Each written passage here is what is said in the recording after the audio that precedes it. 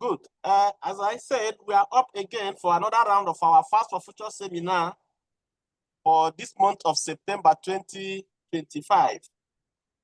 And today we are going to listen to one very important researcher, Professor Andrew Nassetti, who is an associate professor at the Royal Institute of Technology, Kent. So he is here, he's an expert in remote sensing and artificial intelligence. So Professor Nassetti will be talking to us this morning on an important topic titled From Space to Solutions, using satellites and artificial intelligence to monitor our changing planet. So I don't think there is any other better title than this.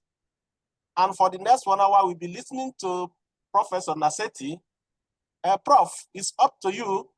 And I think you can use some few minutes to tell us more about your research institute so that our younger colleagues can be inspired.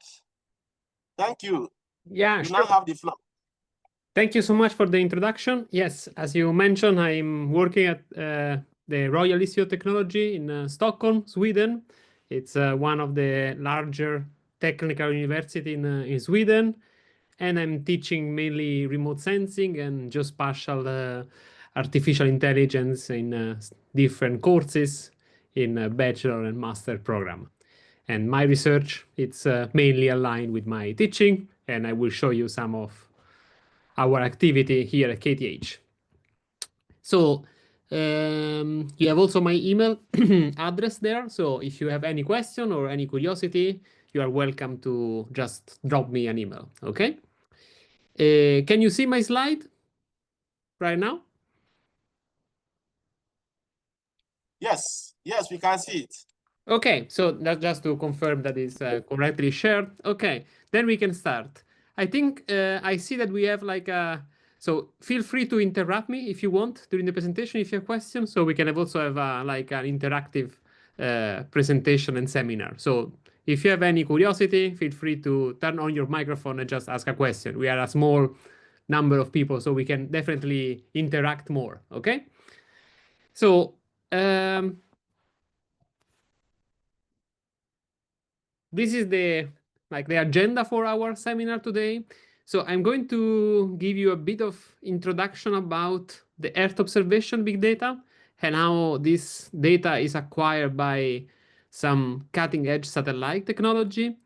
Then I will try to show you some possibility on how to process this data from a computational point of view, so using some cloud processing platform. And then I will start to go in some example of application of EO data for monitoring our changing planet.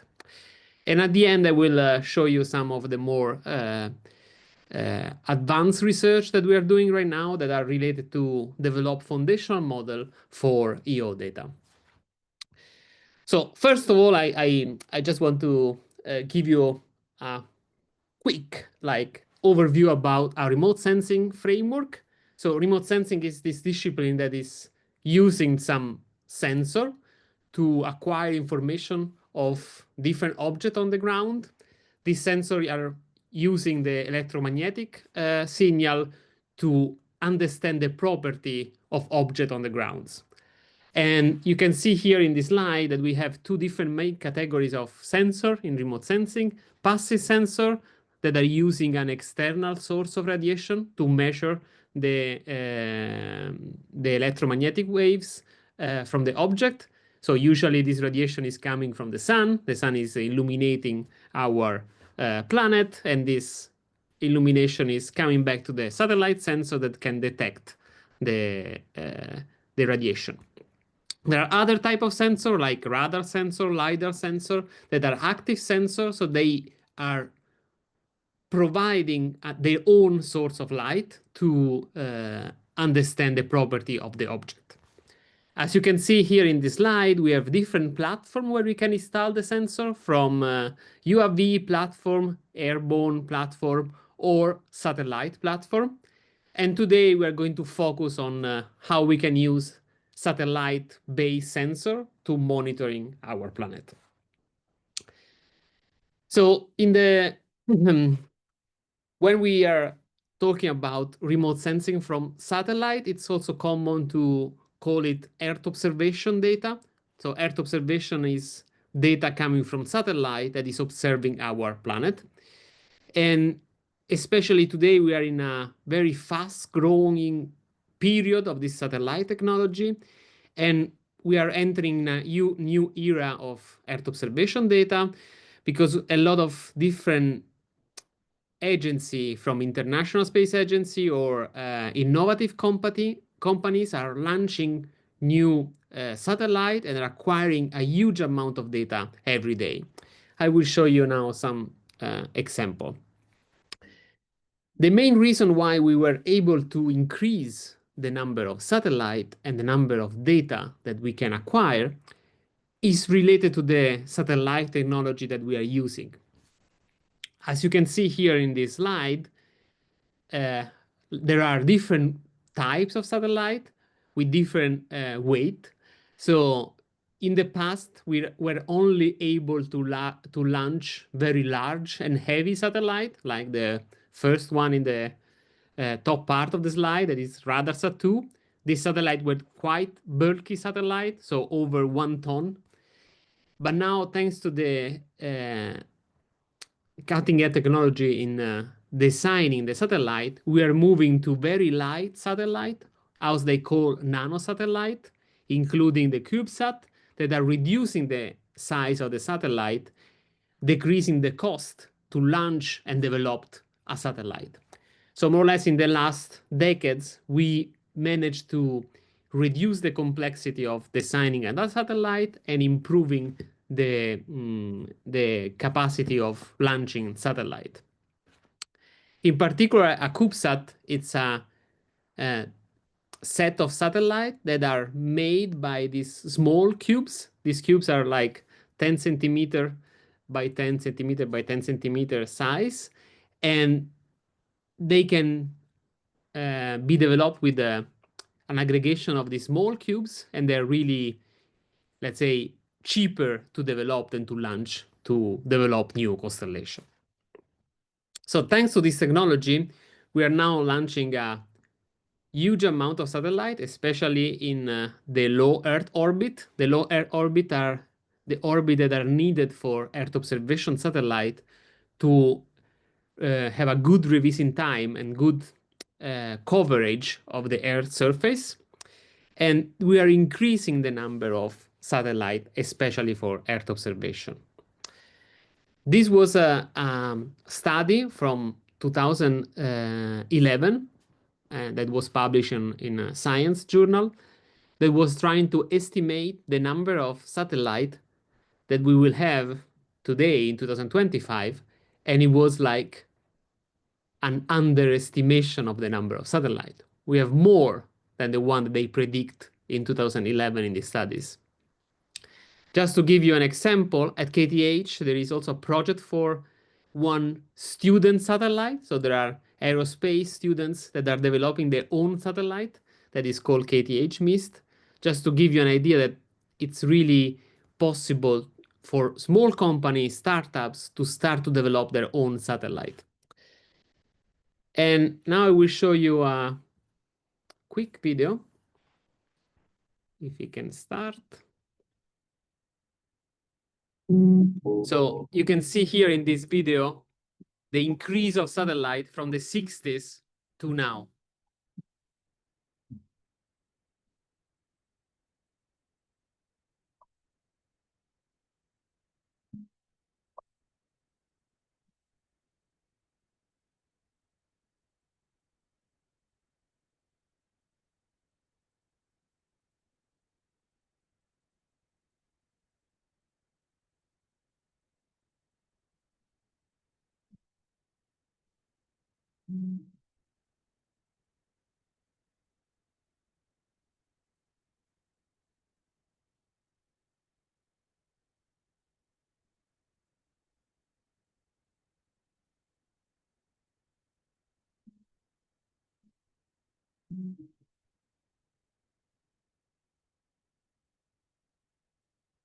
All right, I think you have got the idea of this video.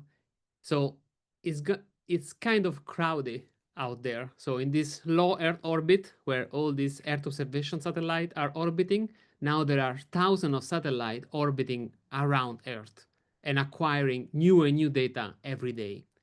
So we are in an area where we are talking about pollution in space. So these orbits are so crowded that now we are trying to also understand how we can minimize the debris and the consequences of the debris on the low Earth orbit to reduce space pollution. So just to give you a brief overview about the history of satellite, as we saw in this video, we start to develop the satellite from the 60s until now. And there are very interesting missions that have acquired data for a long time period. So this is one of the longest mission for Earth observation that is called Landsat. This constellation was developed by US, and it started to acquire data starting from the 72 with the first constellation of Landsat 1, and is still operating today. Now there is Landsat 9 out there. So we have a huge amount of archives of images only from this constellation. We have like million of satellite image just acquired from one constellation. This is another example of satellite constellation that it was launched by ESA. So these are different type of satellite, both active sensor and passive sensor, so radar and optical or multispectral sensor. And here you can see an image of some radar satellite over Stockholm. And they can acquire image every few days using radar satellite or multispectral satellite. And the nice thing about the ESA Copernicus program is that all the images are freely available for both commercial and scientific use. This is another example of the new company that are now growing in the satellite market. So this is just 3 examples from different companies. Planet is one very successful US company that is like around 200 or more satellite in orbit. And the idea, they want to acquire a picture of the entire Earth every day using multispectral imagery. Capella Space and ISI, they are using radar satellite sensor. One is from US, the other ISI is from Finland, and they have their own radar constellation, and the target is to have a radar image of the entire Earth surface every few hours. So they can really monitoring the changes of the environment at very high temporal resolution. So this is an example of what we can see in this image. So this is in Peru, where you can see the changes over the decades from the 80s to 2015, the changes of the river path in close to this town in Peru. This is coming from Landsat sensor.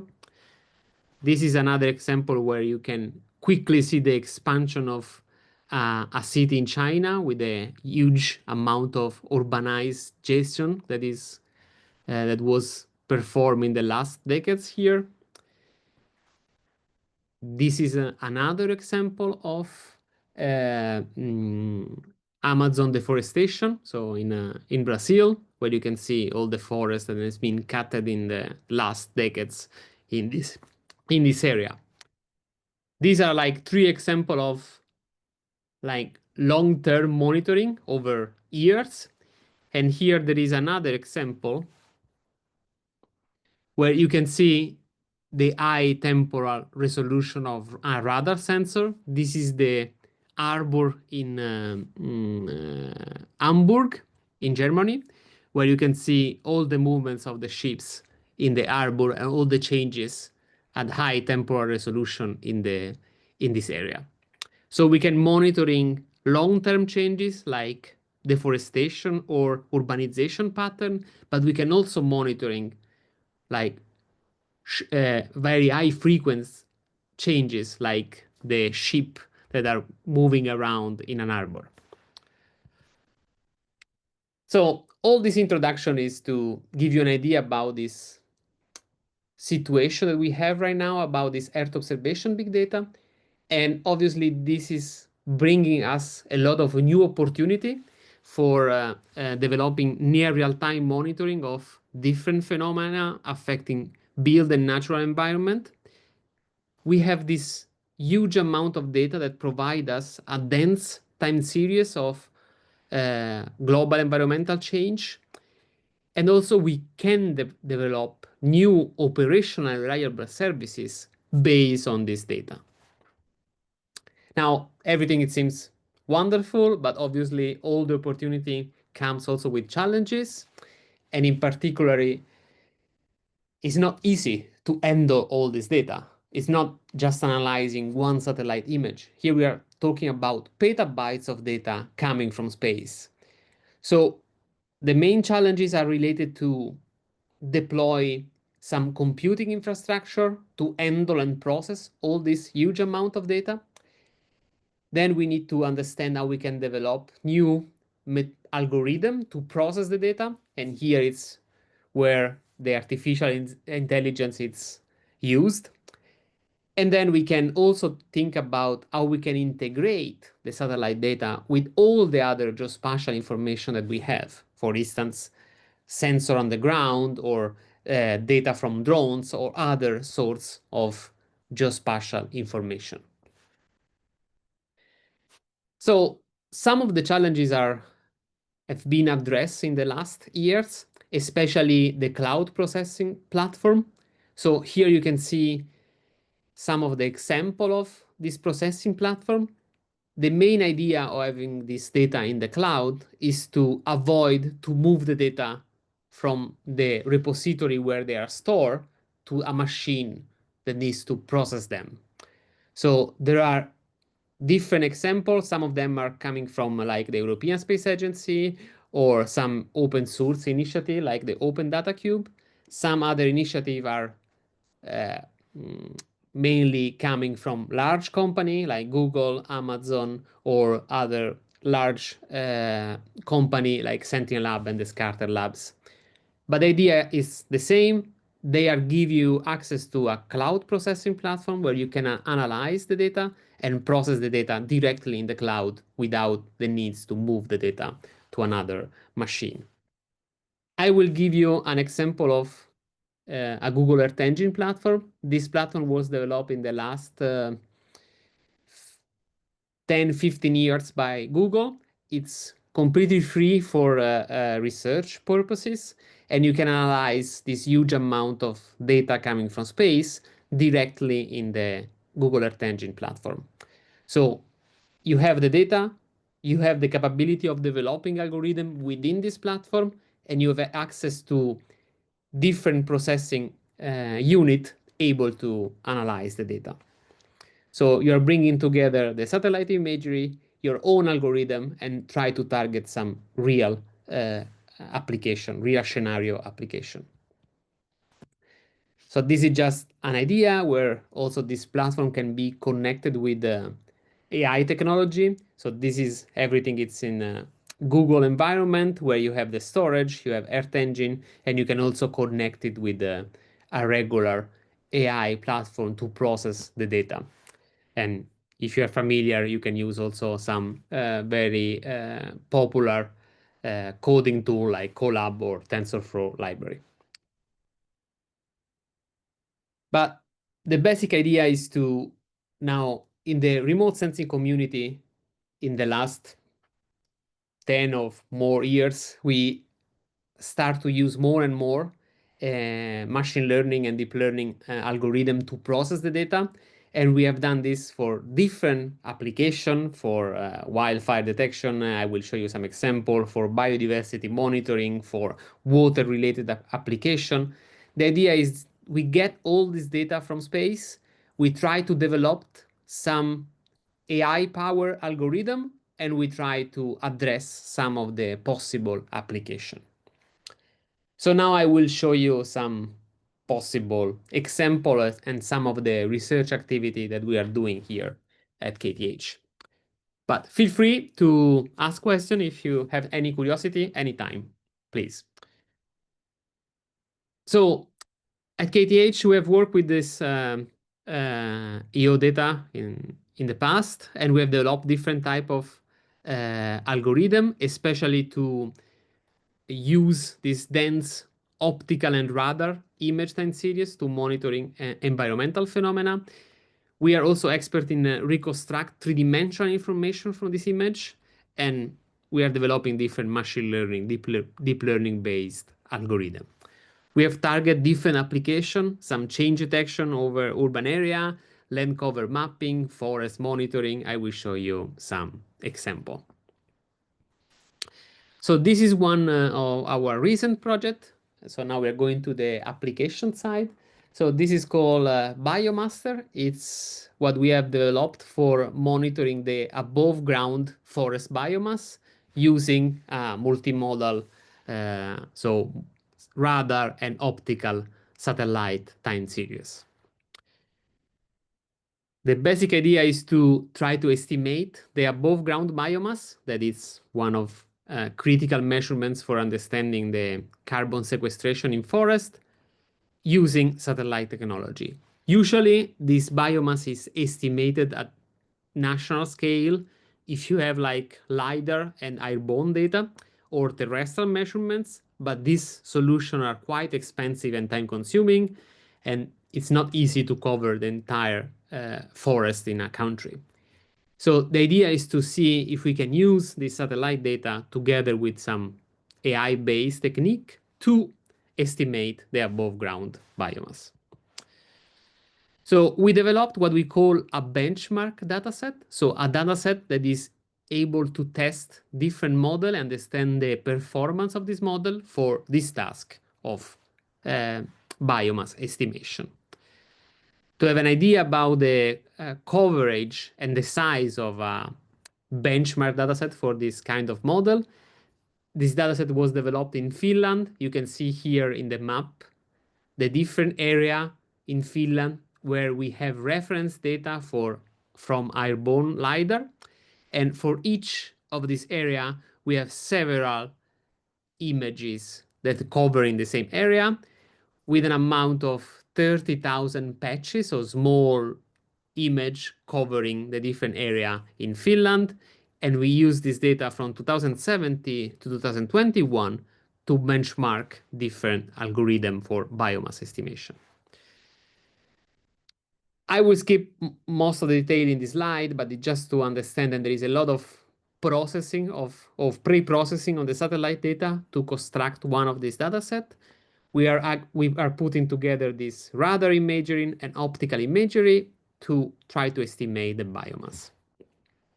So we built this benchmark dataset, and then what we did is to launch an international competition that was hosted by a no-profit organization, Driven Data, and was supported by MathWorks. MathWorks is the company behind MATLAB, if you are familiar with MATLAB. And the idea is to ask the community, the international community, to develop an algorithm to solve this challenge. So this is a map of the different participants. As you can see, we have participants all over the world. We are around 1,000 participants with 19 active teams that try to solve this algorithm challenge. So they try to develop the best algorithm to estimate the biomass starting from satellite data.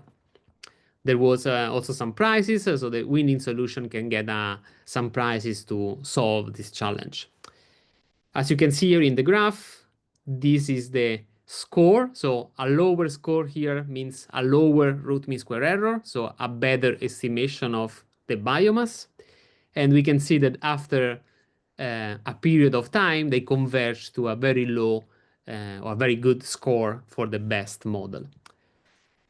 This is an example of some solution, but I will go probably to the next slide. So we investigate the top 3 performer model in estimating the biomass, and you can see there is a good agreement in terms of R square about the estimation of the biomass. I will skip the detail of this architecture, but the idea is that this is a reference image from an aerial image at high resolution. This is a reference biomass that was estimated using airborne and terrestrial measurements. And this was the existing product from ESA. This is very pixelated solution. And with the solution provided by this challenge, we were able to increase the spatial resolution and the details of the above ground biomass compared to the existing product. So we are kind of move forward the capability of estimating the biomass using satellite imagery. Jumping from this biomass estimation to another topic, we have worked also at KTH for a while in emergency mapping, and especially in mapping wildfire. I guess it's kind of well known why we want to map wildfire. There is an increased number of wildfire around the globe with higher impact for both infrastructure and environmental damages. So we try to monitoring the progression of the wildfire using satellite data. We have worked in different aspects. We are working on detecting active fire from different sensors like MODIS or VIIRS. We also developed algorithm to map the fire scar and the burn severity of the affected regions. And especially we try to use also radar data to perform this operation that is more in some way complicated because it's less sensitive to the burn regions, but it's have the capability of observe the fire also during the smoke or cloudy days. So we try to develop different algorithm. This is another example of an AI model. We skip the details in the architecture, but we are input a satellite image here. We are doing a lot of processing to derive and burn map of the fire. If you're curious, there is also some publication there that is already published. And here is what we can see. So we can see different acquisition over time, and we can see the progression of the burn scar over time. So if I go to this next slide, you can see here that in the 7th of August of 2017, this fire was kind of small and then start to grow over time. This is a fire in Elephant Hill, where the fire became huge after almost 2 months of burning forest. Obviously, we are always interested in understanding the accuracy of this product that we derive from satellite data, and we compute some of the more common metrics. In this case, we have an overall accuracy of 0.94. So it's kind of, well, is capable of, this algorithm is able to depict the burn scar with a good accuracy. Jumping from one application to another, I will not jump from fire to glacier monitoring. This is another work that we have done here at KTH. So in this case, we were interested in monitoring what is called the glacier surface velocity. So you know that a glacier is kind of a river of ice that is moving downhill, and you want to monitoring the glacier surface velocity to try to understand the mass of the glacier, to try to understand the ice thickness, especially to see if there are some changes of the surface velocity over time that might lead to some instability or decrease of the mass of the glacier. In this image here, you are still using Sentinel-1 data, radar data. This is a glacier that is in South America, in Chile. So you can see here, this is a, can you see my cursor right now?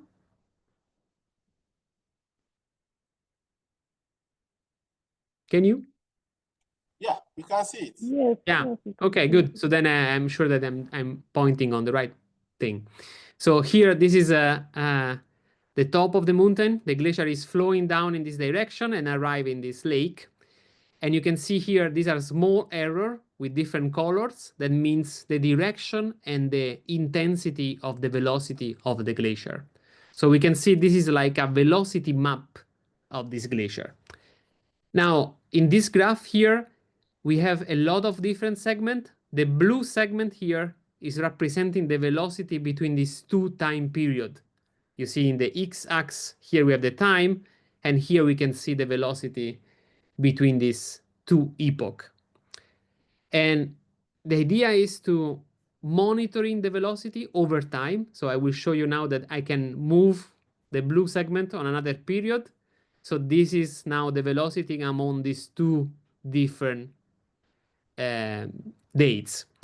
And if you go back here, you see that here it's a winter period where the glacier is moving slower than during a summer period that you can see here from the color that there is a higher velocity of the glacier. So the glacier is melting during the summer and it's moving faster during the summer. Just to give you an idea about the amount of data that we can process only for this glacier, this is the number of satellite image that we can process. So we process over 700 image just for one glacier over a period of 2 years to get a picture of the progression of the velocity over time. With this kind of technology, you can check the velocity of the glacier, the change of the velocity over time, and if there is like a seasonal change or interannual change of the glacier velocity. This is another example of how a velocity map looks. This is another glacier. It's still in Chile, in the northern ice field, and it's called San Rafael. You see there are some vector indicating us the velocity. You see there is some noise in this. So obviously when you go toward the edge of the glacier, this estimation of the velocity, it's noisy. Also here we have some noise, but it's capturing the main movement of the glacier. This is another, from a glaciology point of view, it's an interesting glacier. You can see here, so here it's uphill. Here is the glacier going in this lake. And if you see here, here is the higher velocity, around 300 meter per month. So the glacier is going faster when it's reaching the water over the lake.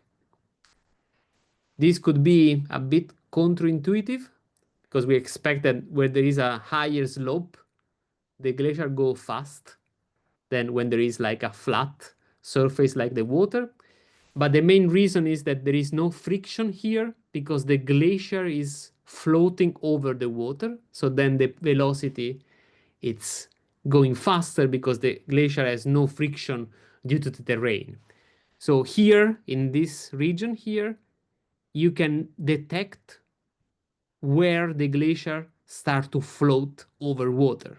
So for all this part here, the glacier is laying down on the terrain, and here the glacier is floating over water, and that's the reason why the velocity increase.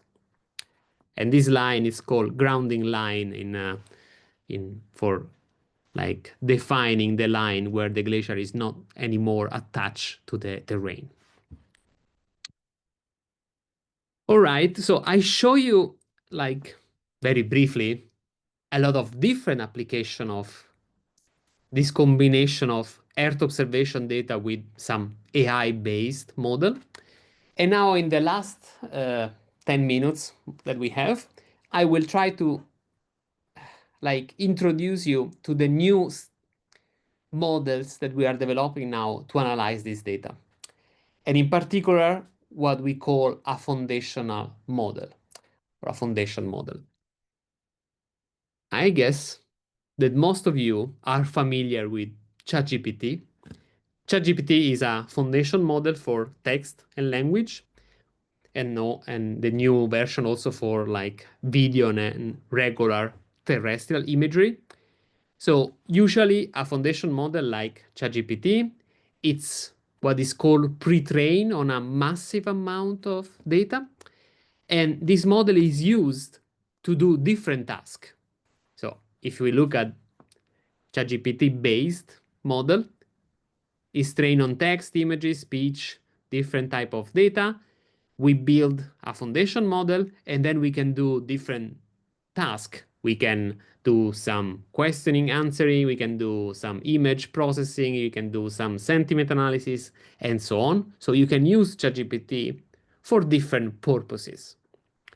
Now, this idea from ChatGPT is start to be translated for geospatial data. So a geospatial foundation model, it's like the ChatGPT for geospatial data. So we're moving from this foundation model for regular text and images to a foundation model that is taking input the different type of geospatial data, radar, imagery, optical imagery, different like point data, meteorological observation. It's using all this information for different tasks. So you can use this model for wildfire, you can use this model for glacier, you can use this model for monitoring the urbanization. So we start to have this geospatial foundation model that we can use for different, what we call downstream task or different application. So it's quite powerful. In the last 2-3 years, there was a incredible development of this model from different groups, from large company like Google or IBM, but also from research groups from Cambridge, from different universities across the globe. Here is just some of the examples of all the different types of geospatial foundation model that has been developed in just few years. And they are growing like mushroom, more or less. So there is a lot of research, ongoing research on developing the best geospatial foundation model. But it's not easy to understand which one should we use. So one of the goal of our work at KTH is to try to understand which geospatial foundation model are performing better for which downstream task, for different type of application. So one of our research in the last year and a half was to build a benchmark dataset similar to the one that I show you for the biomass, but for assessing not just one application, but to assess this foundational model for a set of possible application. So this is called Pangea framework. And you can see here that Pangea is using different type of satellite Earth observation data from Sentinel-1, different other constellations, some harmonized data. Inside the framework, there are different geospatial foundation models. And the idea is to compare them across a set of possible application. And you see we have urban land cover mapping, forest monitoring, disaster response, wildfire, flood, marine monitoring, agricultural. So we have a set of different applications that we use to understand if these models are working or not, let's say. So this was part of our more recent research. Here we have some example of the application. So you see here, for instance, we have a kind of high resolution image from, this is a Chinese satellite, and we have the corresponding land cover. Here we have the flood of this period from acquired by Sentinel-1 and Sentinel-2. We can monitor in the crops. So we have different application. Here is ship detection in a marine environment and so on. We try to have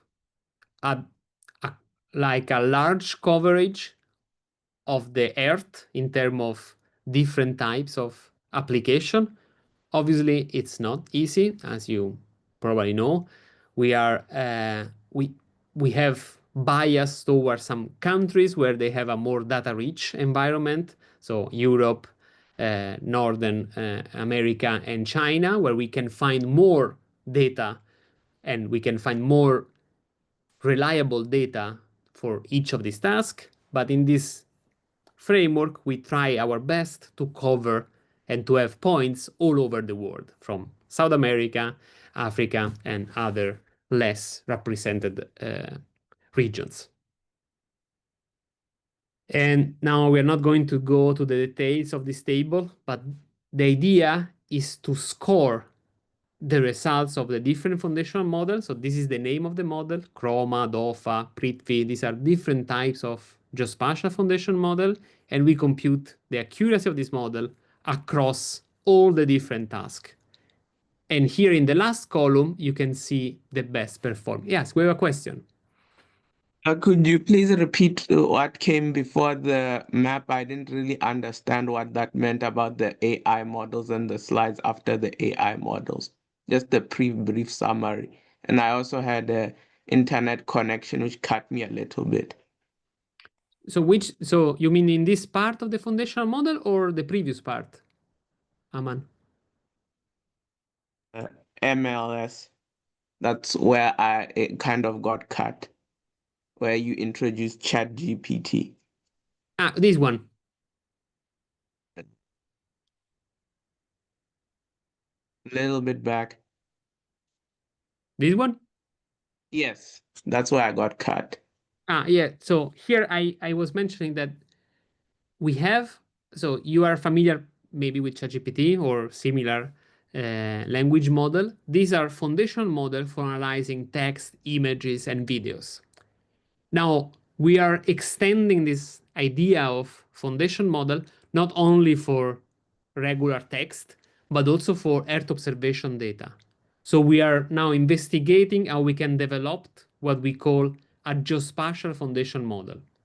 So basically, we can say a ChatGPT to analyze satellite and geospatial data.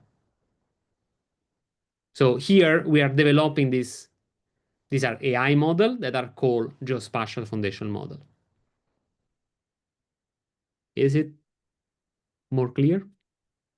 A little bit as well. The other slides, maybe 2 or 3. Could you also just summarize, because I got cut throughout those ones?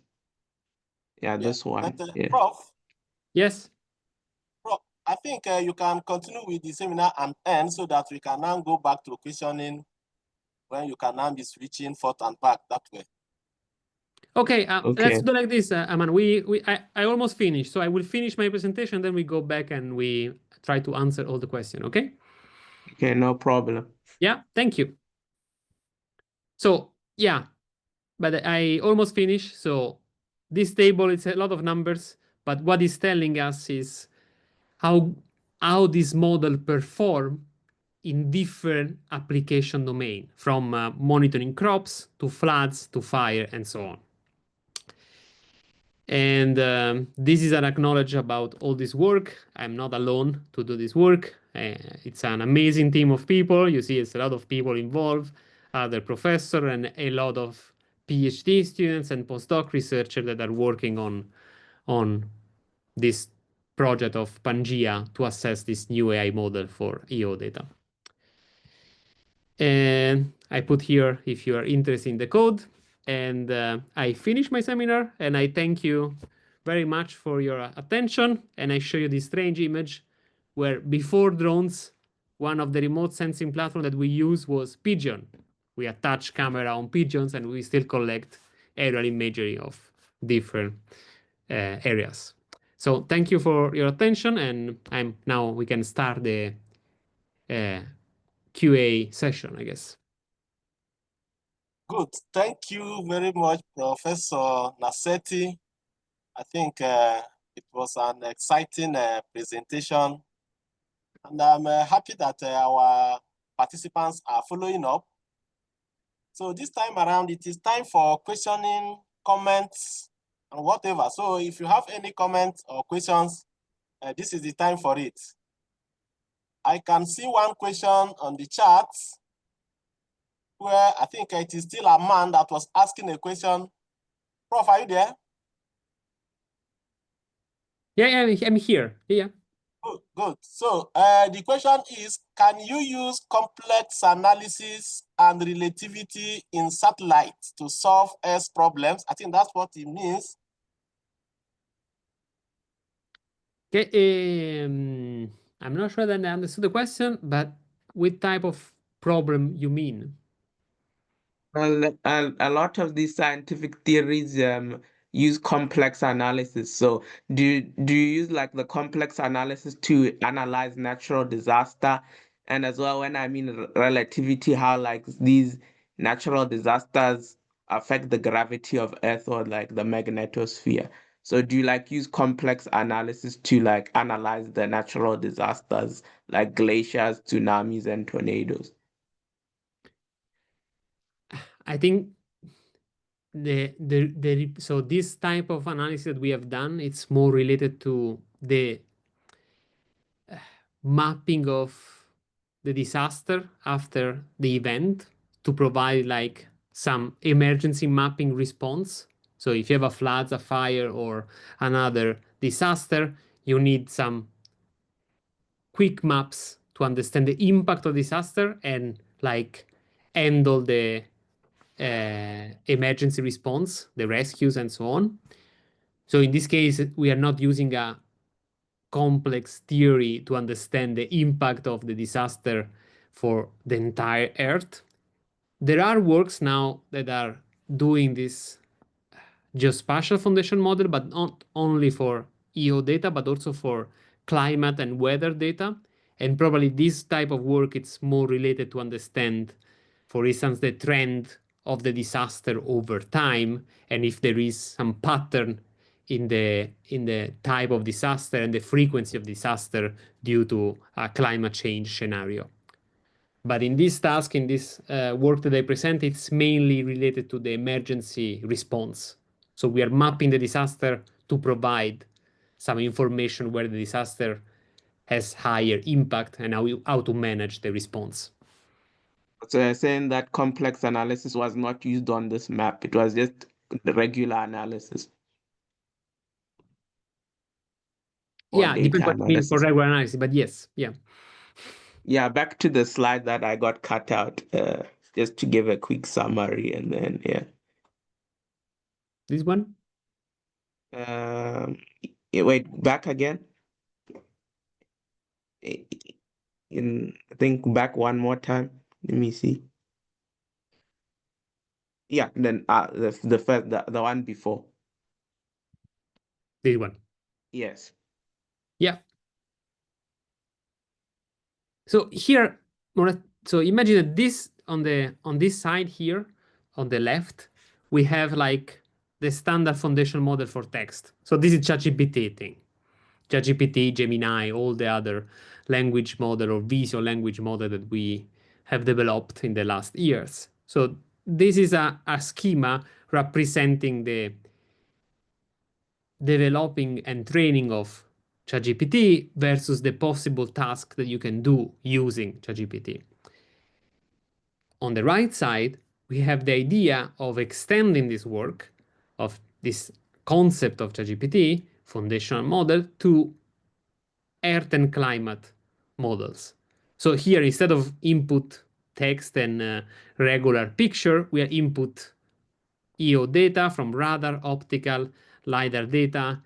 We can also input text, obviously. We can input meteorological data. We can train this model, and then we can use this model for different tasks. And what I mean with task means with different application.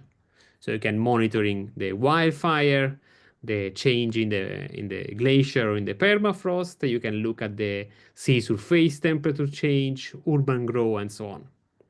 So this is a general model that you can use for several different applications. That's the main idea of what we call a geospatial foundation model. Yeah, I understand this slide. There's another one after that that I got cut out of. The next one, please. Yeah, that one. This is just a list. So it is not, it just to show you. So this list here, so we should not pay our attention of these details, but it's just to show you that in the last 2-3 years, these are all different geospatial foundation models that has been developed. So there is a lot of different ways of developing these models, similar to ChatGPT. You know that there is ChatGPT, there is Gemini, there is DeepSeek. There are different models for language, and now there are different models also for EO data and geospatial data. So Okay. the picture on the right side is just to showing that there is a huge growth of these models. So there you can access different models from different institutions to do the same thing. Okay, could you please go to the next one? Yes. Yeah, this one as well, I kind of missed out on. Could you just please summarize? Yeah. So if you imagine to have more than one geospatial foundation model, then you can ask yourself, which one should I use? So do you want to use ChatGPT or you want to use Gemini? Do you want to use this foundational model for geospatial data or another one? To understand how they perform, we need to assess their accuracy. So we need to do this performance evaluation of the models. For this reason, we need to develop what we call a benchmark dataset. So a dataset that we put together to assess the capability of different models. I get it that, yeah, these themes are used to help improve the GMS. What about the next slide, please?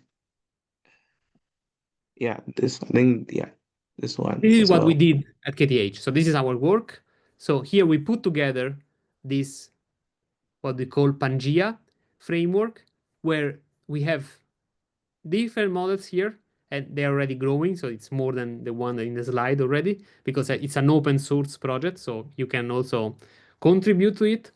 So, but this is like Scale MA, SATLASnet, I don't know, DOFA, Prithvi. These are all geospatial foundation model that are using different type of EO data here in the upper part. And we test the capability of this model across all this application, from agricultural monitoring to urban monitoring. Yeah, could you please move to the next slide? I understand now how Pangea works. Yes. Yeah. Yeah, I think this is Yeah. the last one. Yeah, this is just an example of the dataset data. Here it's an example of where the region are, which region are covered by the dataset, and this is the summary of the results. Okay. And my last question is, what is CNN and interferometry?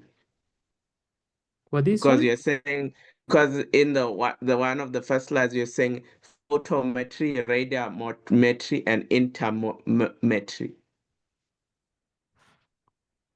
I think I didn't hear you well. Can you repeat, Aman, please? Because in one of the early slides, you were saying about CNN and intermetry. And next to the intermetry, there was photometry and radiometry. Yeah, photogrammetry and radiometry. Yes. So I think you are trying to go back to this, I guess. This one, photogrammetry, radiometry, interferometry. These are the technique that you want to. Yes, that one. Yes, the last one. What is the last metry? Interferometry. Yes. So interferometry, it's a technique to analyze SAR data in an interferometry way. So you are looking at the differences in terms of phase in the radar data. So it's a technique mainly used to derive three-dimensional information and also displacement using radar technology. So it measures movement. It measures movements, yes, could be used to monitoring, for instance, the subsidence of an area, to monitoring the deformation after a volcano eruption, or the deformation of an infrastructure. So yeah, it's a one technique to analyze our data. And the other part was, what is CNN? That's the part I didn't understand. What do you CNN mean is by a specific acronym for convolutional neural network. It's one of the possible architecture of the AI model. And do they use tensor calculus in the AI model? Sorry? Tensor calculus. Yes. It's Okay. based on Thank you. Thank you, Professor, and sorry to inconvenience you. No worries. Thank you, man, for all the questions. Thank you so much, Aman, for your questions. And thank you, Professor Nassetti. I don't know whether any other person has any question or comments on the presentation. But I was excited when I saw your presentation on the pigeon, where the satellite was attached to a pigeon and it was carrying it to do the monitoring. I was wondering whether that can be used for to study a specific target, or whether it is just for a general survey. For the pigeon, you mean? Yeah. The pigeon, yes, it's definitely. You know that the larger pigeon group was in Munich, in Europe at the time. They have like several tens of like trained pigeon to fly with this camera and collect aerial imagery.